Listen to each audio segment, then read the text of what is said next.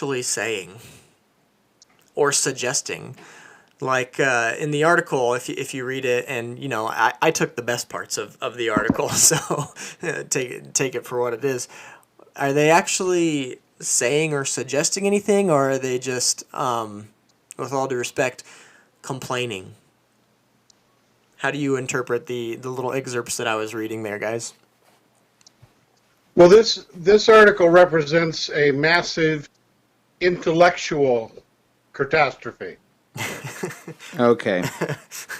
These individuals that are adhering to and signing this petition basically are themselves in the heart of capitalism and speak from a position of privilege within the society that exists to begin with, because they make their money off of that of capitalism, and they live in excess from the ordinary people. So right off the top, I mean, what they're adhering to is they're basically putting forth the same agenda which is present for the left-leaning politicians of the world that are purporting that there's some type of, existential, which they can't define. That's why they call it an existential threat. It's existential. Of tomato, of which they are a part of. No. And let's be honest, we're not talking about intellectual giants here. They're actors. They make their living copying other people. All right, we've talked about this multiple times, and there's a couple like major problems that I want to push back on. Not the least of which is the idea that people who do one particular thing can't think. I think that that's ridiculous. You don't have to be a scientist to, or you don't have to. Just because you're a scientist doesn't mean you can't jog well. It just isn't. That's not true. Like, human beings are dynamic. So whatever. That we've talked about that like multiple times. That is ridiculous. But have you ever heard some of these actors talk when they don't have a script to follow? And I've heard some actors talk who don't have a script to follow that are perfectly sound and logical too. So that's not valid in my mind. It's not a compelling argument. But the first thing you said, what was the first thing you said? Intellectual catastrophe? No, after that, when you were like establishing the concept of an intellectual catastrophe with these guys. They operate inside of a world of privilege. Oh yeah, that's what it is. I find it hard to believe that you're making that argument. You're essentially making an intersectional argument. Like the idea that they can't understand because they come from a place of privilege. I would push back on that too. I mean, did not Bruce Wayne fight crime even though he was... No, okay, that's... Did not Superman, a person with extreme power, come down? No. But, I find that... Characters, I operate in reality. All right, let me give you reality. Did not Jesus Christ humble himself and align himself with those who he didn't have, who were beneath his station? Is he not the propitiation for our sins? Josh, I believe that these people think they're demigods, but they're not. Regardless of what they believe, simply because... Jesus Christ was God, different. That only justifies my position. They only act like they're little gods. They're not. It only justifies my position. Jesus Christ is God, and there's a huge disparity between him and us, and yet he was able to humble himself and take on even something that didn't belong to him so that he could champion our cause. Okay, here's the thing, not these people. Look, these people don't operate in reality. I can name you multiple individuals, and I don't. In fairness, I don't know if they signed this petition or not. But they drive around in their fancy cars. They have huge boats. They fly around in expensive private aircraft. But that's not all of them. A large majority. But And they talk about what statistics are you going on there?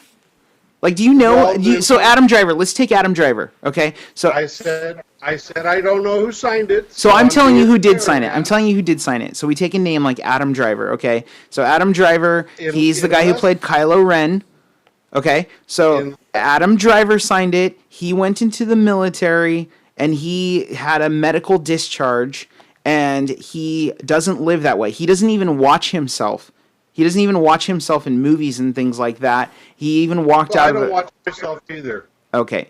The point being is Adam Driver is known for living humbly and he goes around to like USO shows and things like that because he was a part of the military and he was medically discharged. And if you've ever listened to him talk, he's actually very, very smart and very humble. I don't know. I feel like that's the wrong battle to pick in this particular issue. That's okay. Pick a different battle. That's just my view on how it is that they deal with things. I discount what they have to say. They don't operate in reality. I do. Oh, okay. How do you define reality in what you're speaking about?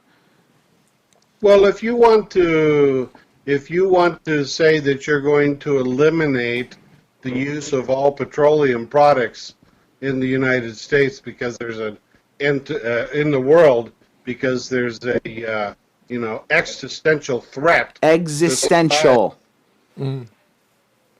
It's not That's potato.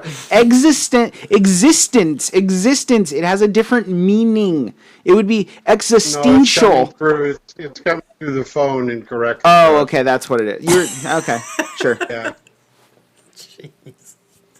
The reality is, if you're going to say that this threat exists, and so you're going to want to eliminate all use of fossil fuels, et cetera, you know what? That's not reality because our world is based upon that. Do they want to take us back to What is that? What is horse and that? buggy? What is that though? What is that like? Before Thomas Edison and Nikola Tesla, the world was powered by candles. Like I just don't understand that argument. That's not a compelling argument. Things are not reality. compelling Things are not argument. reality until they are.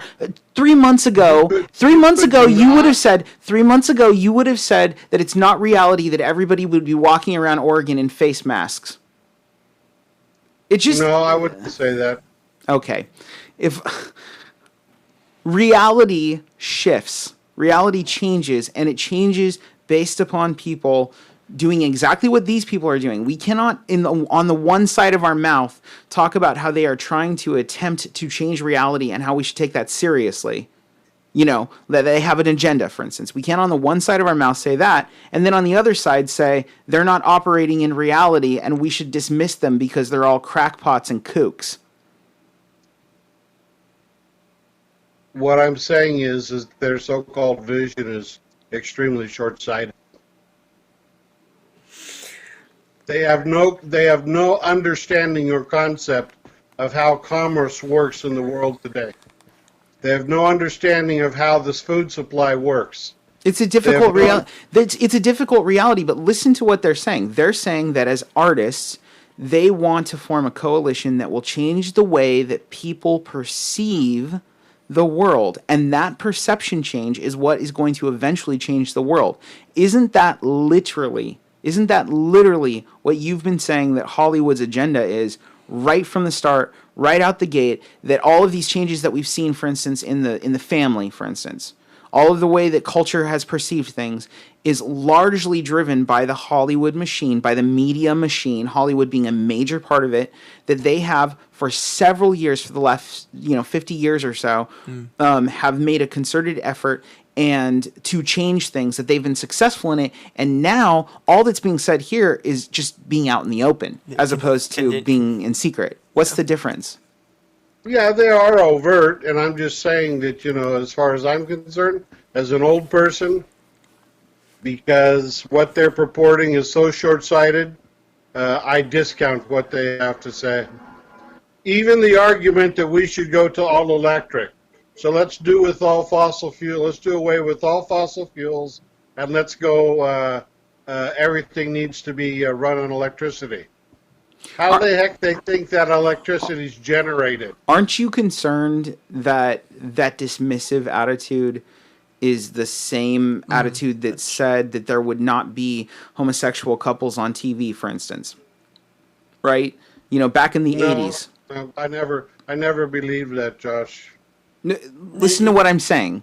What I'm saying is people were dismissive about, except for Tipper Gore, people were dismissive about like the degradation of the family into television and into movies. And now we fast forward, 30 years later, and that's literally what they accomplished. Well, and the church too. The church doesn't want to deal with issues, It, and Right. it so is And a now you have the sad, Methodist church is church always- splitting in half. and the church is always playing catch up at that point. Then. Yeah. it is a sad reflection of the denigration and extolment of man's sinful nature, of which we will see more and more of as we come closer to the return of Christ. Doesn't surprise me at all. Okay, but it did surprise the church, and it does surprise the old, like pretty much all the old people that I've talked to. Only because they weren't reading their Bible. Okay, what I'm saying is to be dismissive of the power of Hollywood has allowed for things to creep up that people would never have thought crept up before. And whether it's an economic thing or not, like you're saying they don't understand economics, but like look at They're not who is it? Most of- Chanel? Was it Chanel who did the commercials? I can't remember, but you have companies that are willing to completely. Was it the Razor commercials? I can't remember, but they've got people like leaving in droves from their company because they're alienating. Through their commercials, they're alienating. Oh, I know what you're talking about. Yeah. What is it? What is that? Was it deodorant? I can't remember. Yeah, it was last season. I think we talked about it. Yeah. Yeah. But they're making business decisions. Gillette? Yeah, Gillette. Gillette. Yeah, they're making business decisions based on a vocal minority. The thing is, when you have a mob mentality, when you have successfully taken the children, you don't need to understand how finances work. You burn it all down before that becomes an issue. Yeah, the Gillette commercial was the "We believe the best a man can be," and it Yeah. was the whole controversy was promoting toxic masculinity and such. And we talked about it. I think it was last season. But yeah. But okay, so I think we're dancing around the real issue here.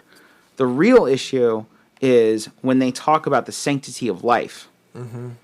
And they talk about, the world and how ecology and all of these things need to change, And I get what you're saying about the uphill battle that would be, a difficult uphill battle, and they'd have to undo all sorts of stuff. But just take a look at President Trump and the way that he's constantly upended the status quo, for better or worse. But he hasn't fit into the box. I think it's possible you get the right person into a place and you can be a real disruptor of the status quo. So, and then you look at Are you saying influencers. the right person on their side of what they're saying? I don't think that the Is that what you're saying? Antichrist is. I don't think that the Antichrist is indicative of oil. I think I think he'll have more things on his plate than that. But anyway, or the man of lawlessness, if you want to be specific. What were we asking, Adam? Or the commander in spirit of the air, Right. as we talked about last night in Bible study. But what were you saying, Adam? You're saying the right. So you use Trump as in contrast to someone who is disrupting the status quo of. What am I trying to say? Someone like Trump on their side trying to get across. Yeah, I mean, you look at these celebrities. Celebrities have millions of followers, and they have an instant channel. They don't need a State of the Union address whenever they're brushing their teeth and they post it, it's a State of the Union address. Every Twitter post is a State of the Union. Yeah. So you look at like it's an existential threat right there. I mean, I'm thankful that like Taylor Swift, for instance, she was really angry about it, but when she like posted and like all these people like signed up as voters, right? They still weren't able to affect the vote the way that she wanted to, and she was really angry about that. But I'm happy with that. Nonetheless, she was able to get people to sign up as voters just by telling people to sign up as voters, and that's something that's interesting. But that being said, well, she told them to sign up and vote. She forgot the second. Well, she told them to sign up so they could vote. She forgot the second part of the process. Get off your ass and vote. I don't get it. I don't understand. They might have signed up to vote, but you know what really cost the election, besides having a lousy candidate, was the fact that the millennials didn't vote. Oh, okay. Well, whatever. The point being is, I'm thankful that it's not so far that they can dictate through one Twitter post.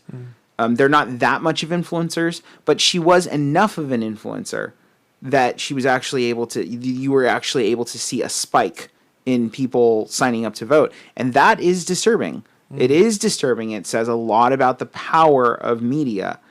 So that being said, I don't get me wrong. I don't dismiss the fact that there's power there.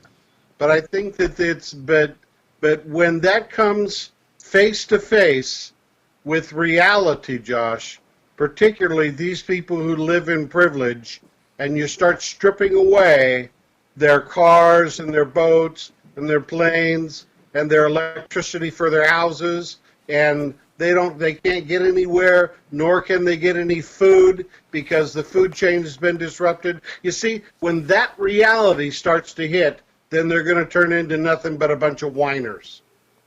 I reject your intersectional. I reject your intersectional argument that they can't possibly understand. I'm a reality person, Josh. Well, then operate in reality. The reality is that they're human beings, that they have different ways that they got their stardom, and they have different ways of going about their stardom. So that's the reality. Some people, for every rock star, for every rock star that you get, that sort of abuses their fame, right? You also get your Ed Begley Juniors. You probably don't know, but Ed Begley Jr. is. He's a famous character actor, but he rides his bike to power his house. What? Good. He's actually on a show on NBC right now called Bless This Mess. You know what I know him from? What? The Page Master. There you go. He was Macaulay Culkin's dad. There you go. For every person like that, you also get those people, and we can't throw the baby out with the bathwater. The same phenomenon that you're talking about is true as it is in any institution. It's as true in Hollywood as it is within the church, as it is within the Republican Party, as it is within the Democratic Party, as it is within your local grocery store or high school or movie theater. It's just people are people, and there's always going to be a diversity of it, and we can't lump them in that way. Okay, that's fine.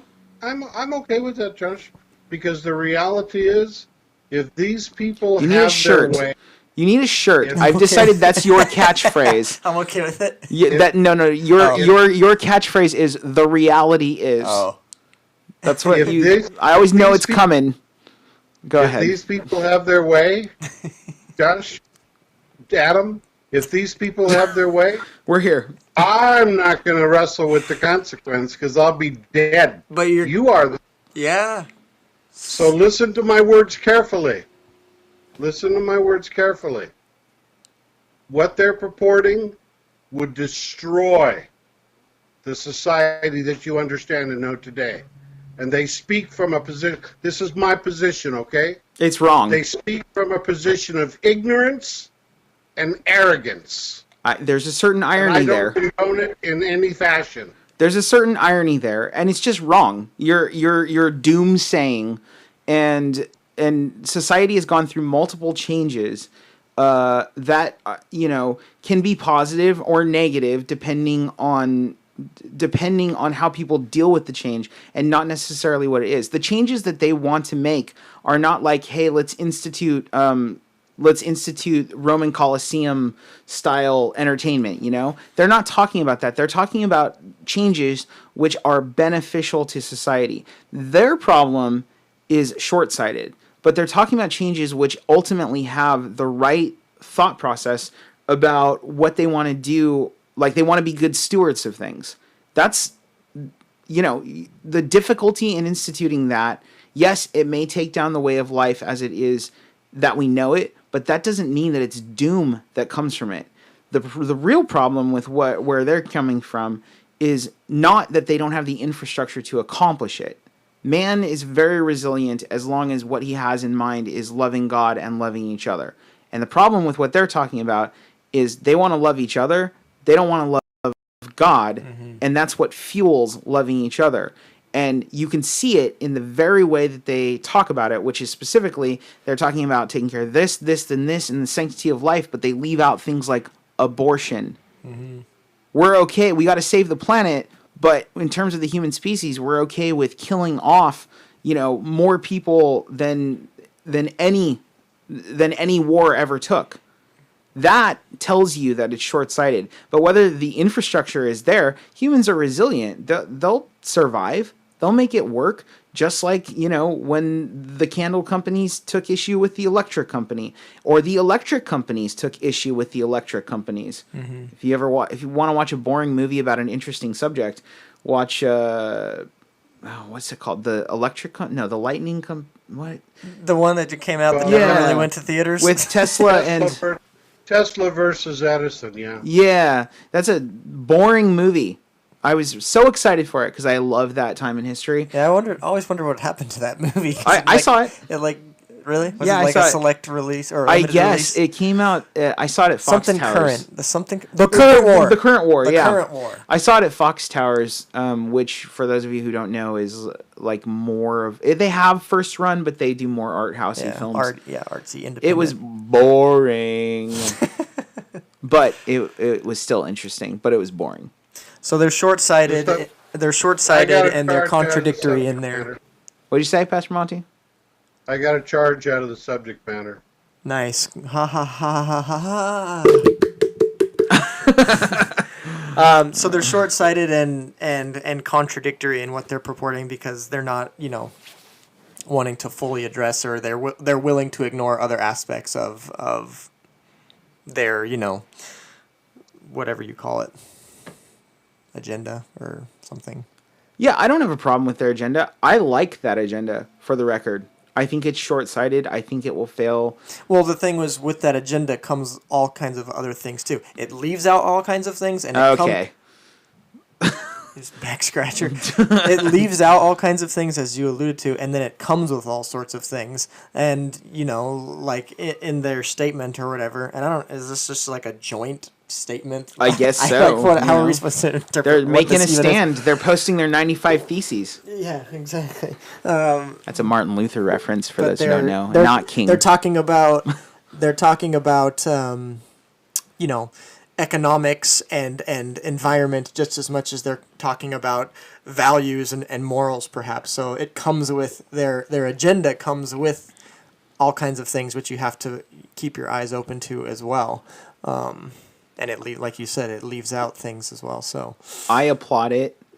I agree with you, Pastor Monty. For the record, I don't believe that what they're trying to do, nor what they're thinking about, is doing anything more than starting the discussion publicly, right? I think that that's what they're trying to do. I don't think that they're trying to build infrastructure.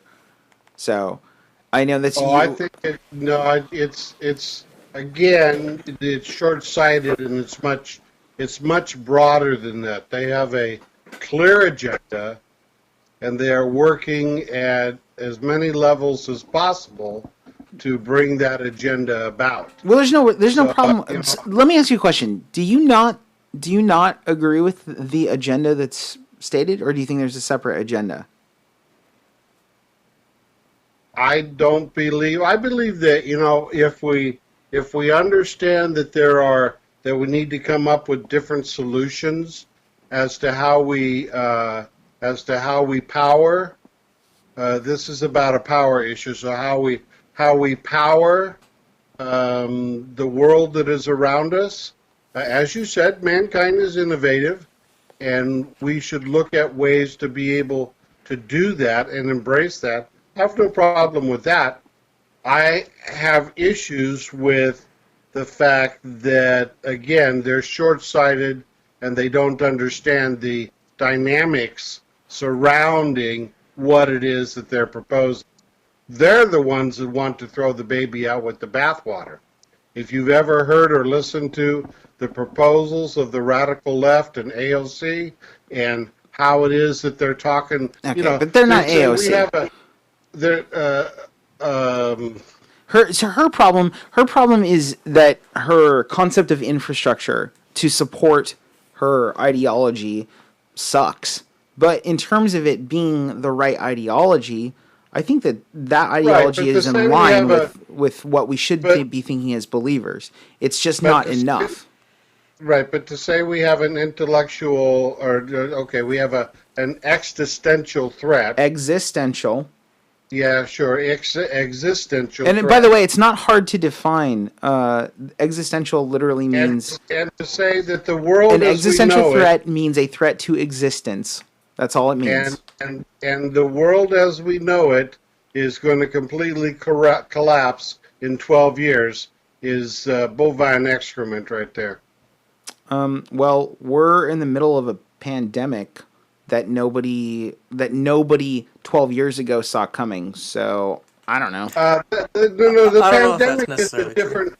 No. The pandemic is a different issue entirely. No, it demonstrates my Want to point. address? It demonstrates my point that the world can change instantly. That's the only thing I'm saying. Okay, well, I don't know that I necessarily agree with that. Well, think Are back there to think people that back to are the day. Think back to the day when you were are there in your people early that are 30s. trying to When you were in your early 30s on December whatever that date was, and the Japanese attacked Pearl Harbor. Did not your world change instantly? No, I wasn't born. Think back to when Brutus assassinated Caesar. Did not your world change instantly? I wasn't born. It didn't bother me one bit. The world can change instantly. That's all I'm saying. So this concept of, I don't These, know, hoarding intellect. these doom, That's interesting. these doomsday prognosticators, who told us that the world was going to end in the year 2000 because And of the 2010 computers or changing. 12. I just don't believe it. And yet there's Yeah, a certain irony, again, to you doomsday prognosticating, which just means telling the future, guys. Prognosis. Anyway, but by you saying that, if these people were to do this, then everything would collapse. You're no different. No, I am quite different. Okay.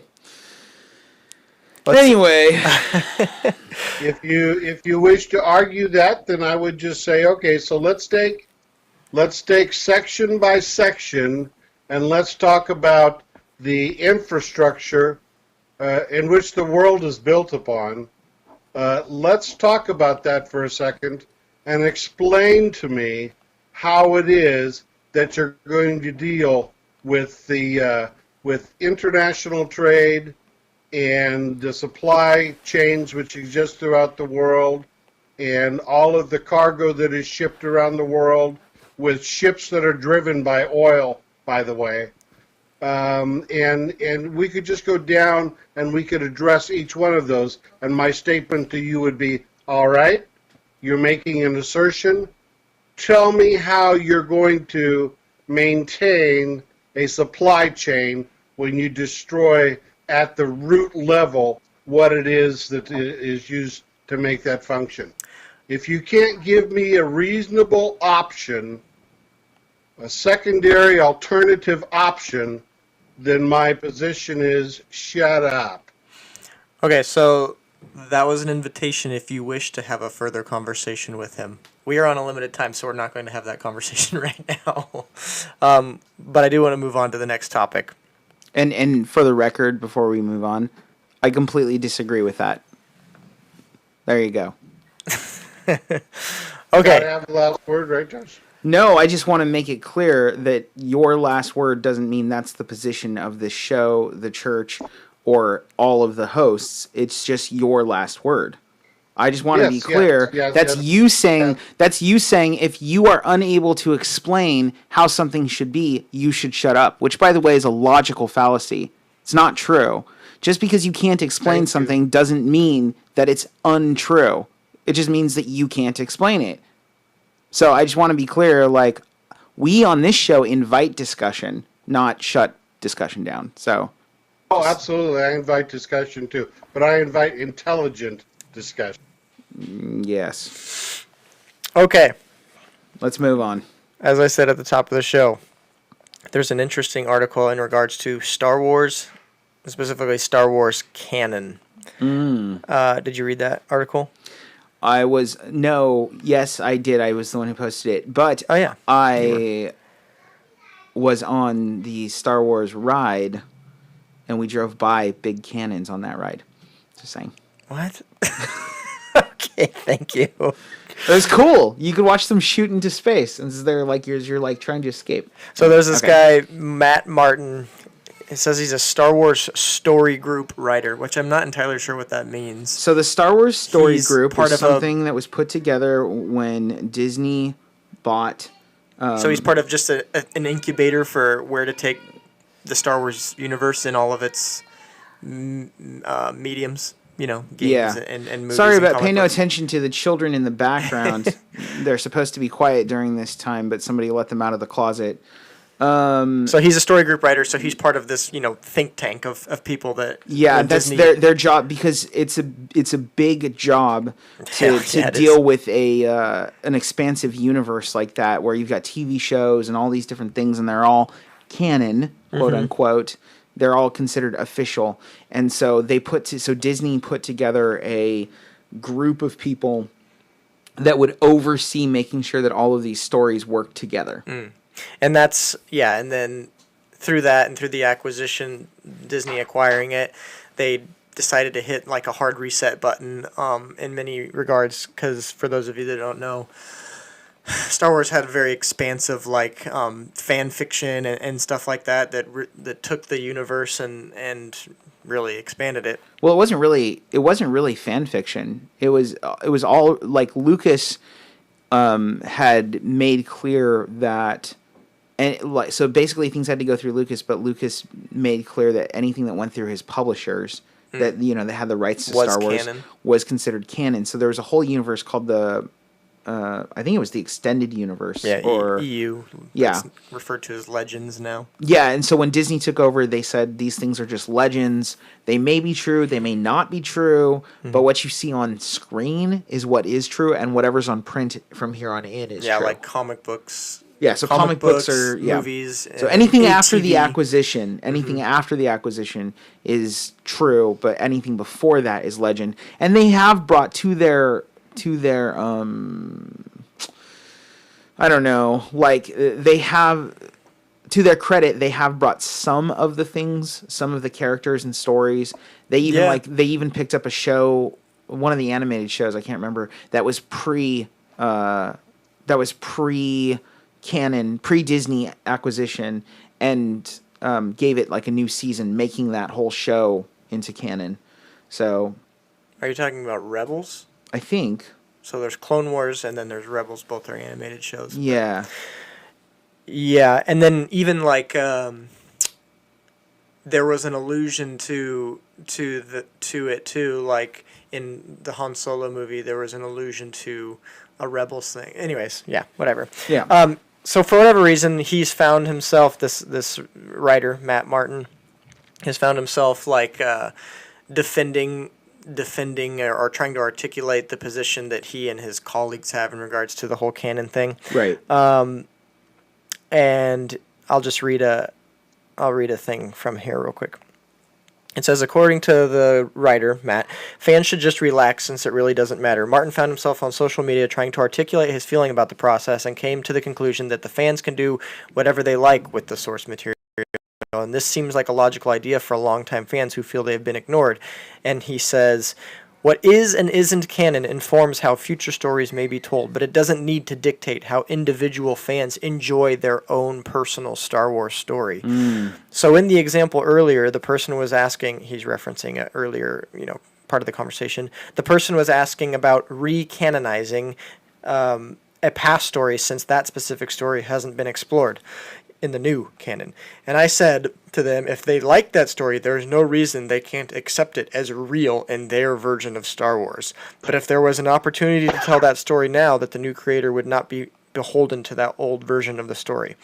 And then I'll just read this, because he was in a long like Twitter, I don't know if you'd call it an argument, but just, articulating his position. It's a string of tweets he posted.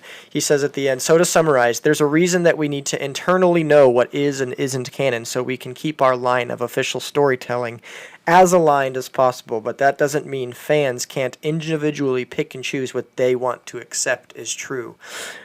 Kind of a red flag. It's all fake anyway, so you can just choose to accept whatever you want as part of the story. Initial thoughts. That's the crux of the issue right there. Yeah. And that's It's grooming. Yeah. Exactly, and that's where my line of questioning would come in. What is the deeper concern when we read or hear something like that? What happens when you give people license to accept or reject the status quo of truth, quote unquote, that's my wording, despite your mission to be authentic to it?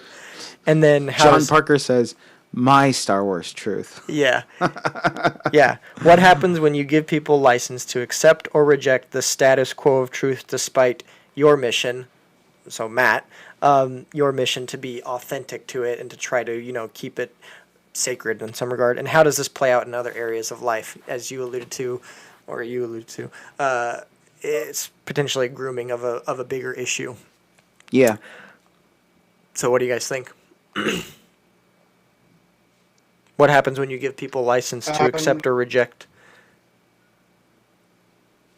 Yeah, the broader issue is the cultural effect on reinforcing the idea that truth is subjective. Mm-hmm. Yeah, definitely. And it is not. Well, and specifically, this guy, you could consider him one of the 12 apostles, right? Right? I'll hear you out.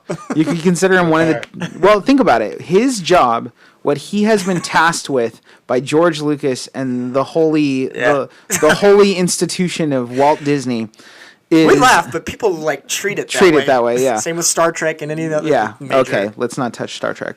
Which, by the way... You see what I'm talking about? I just gotta say... You see what I'm talking about? I just gotta say something significant happened yesterday for Culture Insanity, and I'm gonna say this, okay? I know it's a deviation, but it's important, and I'm deviating over Star Wars, so I feel okay about it. Anyway, in Star Trek, they just announced a new show called Star Trek Strange New Worlds.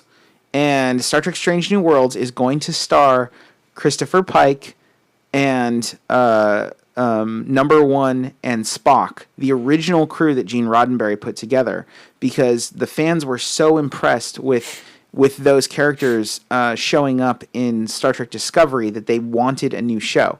Why that's interesting is because the original Star Trek, the one that people are excited about, the one that created Star Trek fandom, with Kirk, Spock, and McCoy, that's not the original idea for Star Trek. It is the second pilot, which is kind of unprecedented actually in TV history. They usually don't do second pilots. But anyway, it's the second pilot that they put together that had Kirk, Spock, and McCoy. But the original pilot had Pike and Number One and Spock.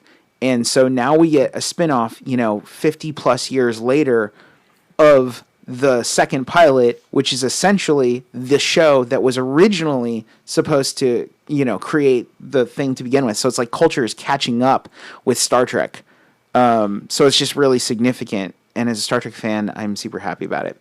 Anyway. So for sure you're deviated. So you're calling Matt Martin one of the 12 Okay. apostles. So Matt Martin is one of the. Thank you for that. I appreciate it's a moment of joy for me. Matt Martin is one of the 12 apostles in the sense that he's been charged by the Holy Institution to go out and make disciples of Star Wars, and the way that he does that is by spreading the gospel of Star Wars and keeping the spreading the new hope across the galaxy, right? Oh, nice. And his responsibility is to maintain the sanctity of the story. That's his job, right? His job is to be one of the keepers of the story of Star Wars. So what is he doing? Yeah, exactly. He's distorting the truth. He's saying, well, this is the truth, and we're allowed to say the truth, but you're allowed to have your version of the truth, but this is what the truth is going to be. Like that, yeah, I agree. Yeah, put it back into the using the metaphor. He's a heretic. Yeah, put it back into, Get a rope. You see Peter doing that, saying all this stuff about who Christ is and what he's accomplished and who you are, and then he says, but you can choose to believe any of that or not, and it's okay if you believe this and still worship this and still live in the law and all this stuff. Right. Well, why did you just say all that stuff then? He's a Star Wars heretic. Yeah. And there's a disruption in the Force. Nice. But he's not wrong in his preface, and so this is a really interesting truth. He's not wrong in his preface that Star Wars isn't real. Sorry, guys. Star Wars is fantasy. Star Trek is science fiction. When you're grown up. Star Wars is fantasy by admission. Star Trek is science fiction, so there's the possibility of it being real in the future. And as we have seen, Star Trek has continued to get closer and closer to reality. But I had to remind you kids growing up that Star Trek is not real either. You didn't have to remind me, but I wasn't the one who had that problem. Anyway, but so you're saying although a certain individual would dive into explaining to me that many of the things that we see on Star Trek become reality. Yeah, it's actually really profound. It's really crazy. Like when you, like even the term Enterprise and like how. Anyway, but his preface is not untrue, which is that it's not real. So if people want to have their own thoughts on it, why shouldn't they be able to? It shouldn't affect the fact that this is where stuff is coming from, and that, my friends, is the basis of fandom. So what do we do with that? Because that is the basis of fandom. So I guess my counter question to that is fandom, does fandom fuel what am I thinking? Does fandom fuel postmodernism? Like when we go to Comic-Con and you see 25 different versions of Wonder Woman, most of which have no business putting on that costume. And it's like, and they don't, and it's forbidden for you to shame them, for doing that because they have their own version. Isn't it kind of similar? The real difference though is this is like the top down, right? Like I understand it from an economic standpoint, from basically, the more disciples you can get to that particular fandom, the better it is for you economically. But I do wonder if it is. I do wonder about that. Like, is fandom something that really hurts that? And Star Trek, going back to Star Trek, actually, so Star Trek is the original fandom. For those who don't know, it was. Now we get it, man. No. Your point is proven. No. What I mean by that is, I mean that as a factual level. There's a husband and wife, Bijo Trimble, and somebody else. I can't remember his name, but they were the ones who started the first letter writing campaign that got Star Trek a third season. They were the ones who started the campaign that got Star Trek taken by Paramount into movies and in development for a second season. They were the first ones to organize a fan convention. Star Trek was the beginning of fandom as we know it, right? But fast forward many years, just a few years ago, there was a lawsuit by Paramount and CBS, or Viacom, I can't remember how that worked out, but against a fan-made movie called Star Trek Axanar. And Axanar wasn't just a fan-made movie that took place in the Battle of Axanar, which is this event in Star Trek history, but it starred a bunch of actual legitimate Star Trek actors who were like lending their likeness and their character to the fandom, and they got a cease and desist order from CBS, Viacom, Paramount, whatever. And it's been a huge deal. And so because of that moment, Star Trek basically said from this point on, none of that fandom is allowed unless, videos are shorter than this amount of time and like have this sort of thing. And they put all of these, these checks and balances on because they didn't want to pollute the stream of consciousness in regard to the actual Star Trek brand. Now, this, of course, is before they basically relaunched Star Trek on CBS All Access, and now CBS All Access has like 5 Star Trek programs, and it's like going hard at Star Trek. But it is interesting. It is interesting because they were the ones who created the dilution of the brand, and now they're fighting back against it because they're worried that it will get away from them. So yeah, I wonder how that. I don't know. That's all just kind of back information on where this is coming from. I don't know. What do you guys think? I don't know. Beam me up, Scotty. Heidi says, it's never actually said in the show. Heidi says it's a launching pad for them to have the dark side be the righteous side to relate to, like Maleficent. Interesting.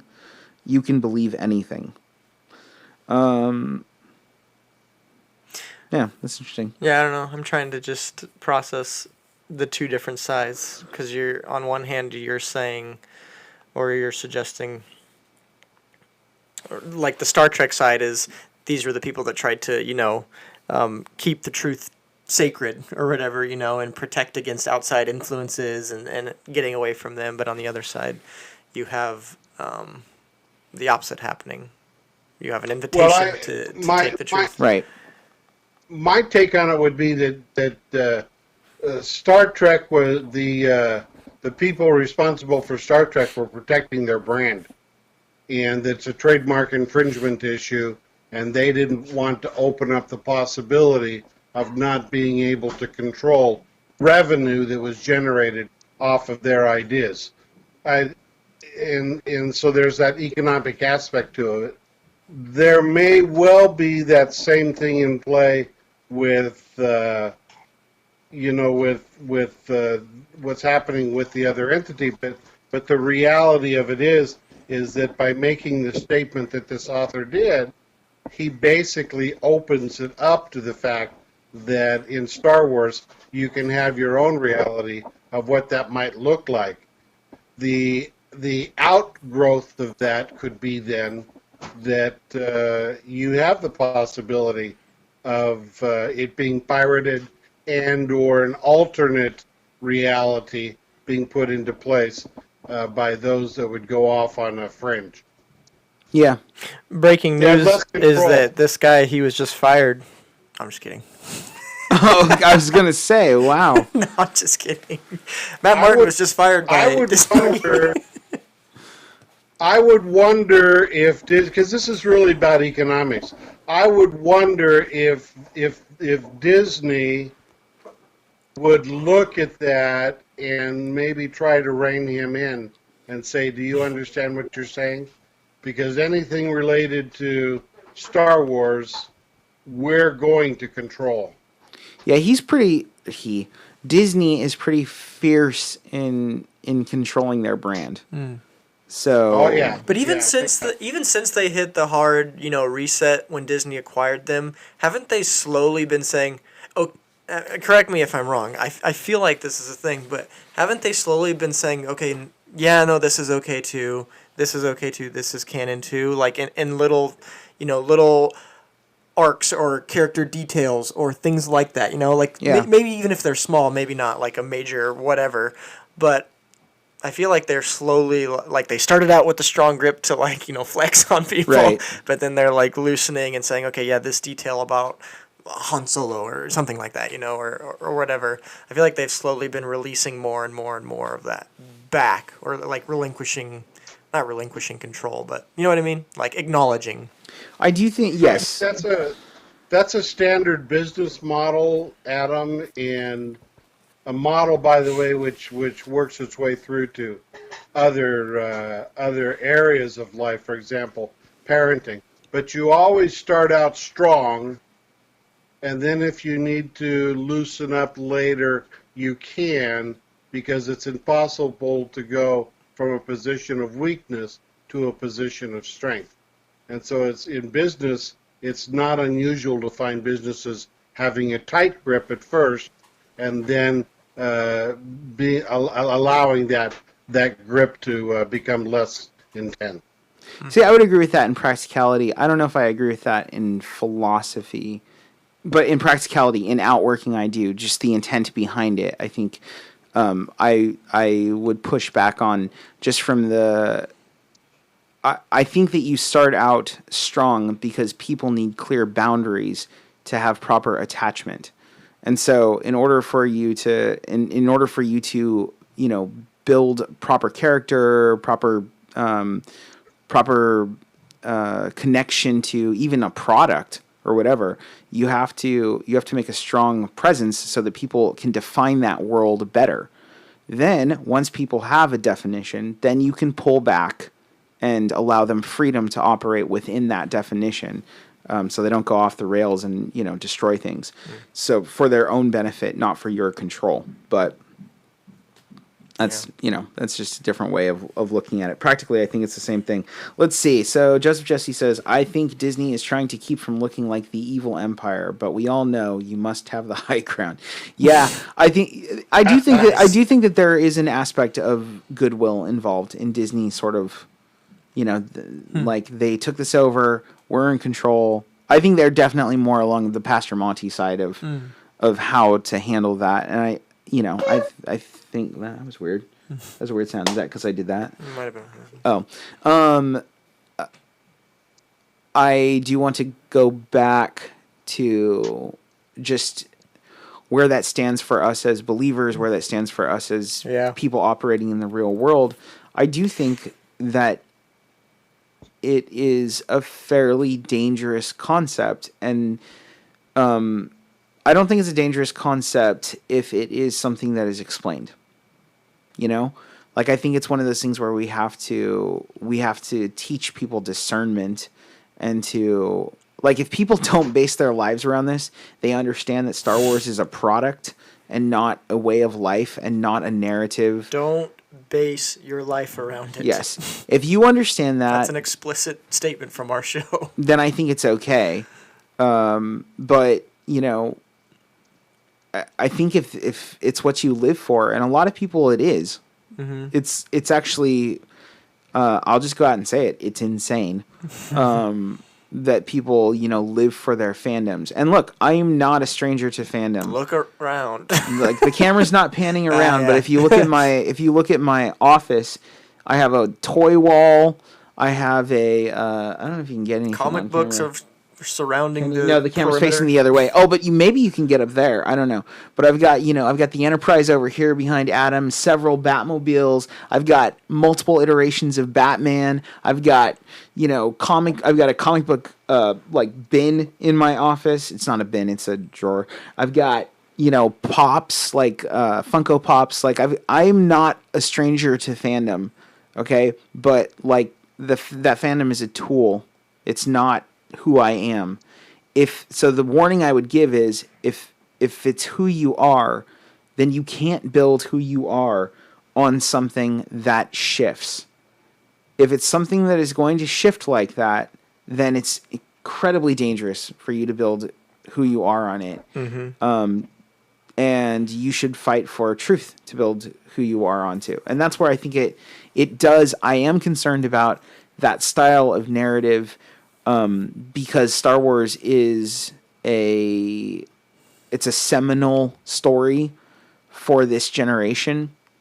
It's like one of those things where you should know Star Wars, So I am concerned about that idea. But on the other side, if they're taught that it's not real, well, honestly, proper development, one of the main building blocks of proper development is the concept of free play, where we're able to use our imaginations and sort of extrapolate and build upon these stories that we have. When kids run around wearing masks, I swear to you, my son every day says, if there was a bad guy, and he Here's what I'd do. Yeah, and he runs around wearing a mask and like pretends today I'm Batman, today I'm Spider-Man, today I'm whatever. Should I discourage that because that's not canon? But you never see him running around saying today I'm Jesus Christ. Mm-hmm. And I think it's because we've taught him to understand that one is a story and one is not a story. And so one is a narrative and one is a story. Or one is a historical narrative and one is, one is real and one's not, So, I think we got to be careful and discerning, and if we are not, then kids will naturally turn that into imaginative play, and then you get things like pseudepigrapha, which is okay. So pseudepigrapha is the writing of stories, specifically biblical stories, biblically based stories, under the name of like a real disciple. So you've got like the Gospel of Thomas, for instance. That's pseudepigrapha. It's not a real story. It's not a historical story, but it's a fanciful tale that's told under the name of an actual disciple pretending to be a real story. And that can get real confusing for people. And I think that Star Wars, Star Trek, you take Star Trek, and that's essentially what they were having. The fandom was so rabid and was so much more developed. And I know you Star Wars people out there think that your fandom is just as big and as developed, but you don't even compare to Star Trek fandom. You probably make fun of Star Trek fandom because these people think they're actually in Star Trek.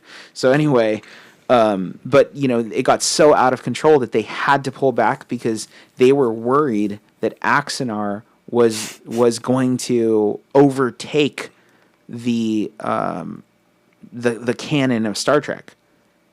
It was going to be pseudepigrapha, and they had to control their brand. And so I think Star Wars versus Star Trek, in regard to that, you can see the progression in what can happen. Mm-hmm. So yeah, there's a lot there, strangely. Yeah, and just in terms of the last point he was, not the last point, but within one of the last points he was making, like, you also have to make sure that when you're teaching your kids this about how they can interact within these, stories and things that aren't real, like, be careful that philosophy or whatever doesn't play out in other parts of their lives. This author's saying we get to pick and choose what's real and what's true. We don't get to go out in the world and get to pick and choose what laws we get to follow and laws we don't get to follow. And we don't get to pick and choose, lots of different things in regards to how we live. So just be careful with it, because it's a dangerous invitation in terms of how we think about things in general. There always needs to be something that is real. Yeah.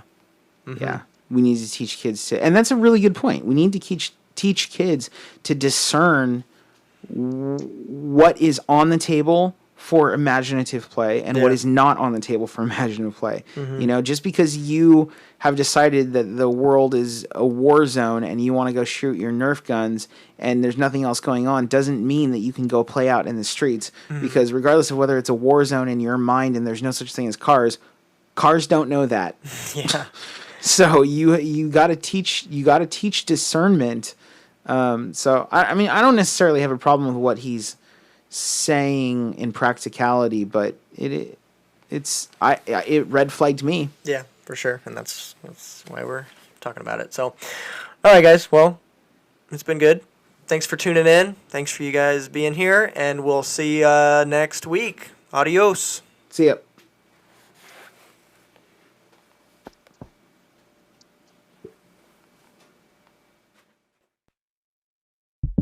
The views presented in this program are not meant to express the specific views of the Lafayette Bible Fellowship.